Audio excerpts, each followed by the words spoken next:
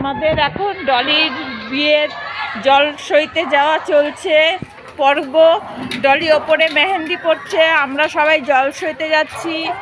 আমাদের সব মহিলারা মিলে জল সইতে যাচ্ছি। ডলির বিয়ের জল সইতে যাওয়া হচ্ছে, আমরা সবাই মিলে যাচ্ছি জল সইতে। সব হবে, নাচ গান সব হবে, কোনো চিন্তা নেই।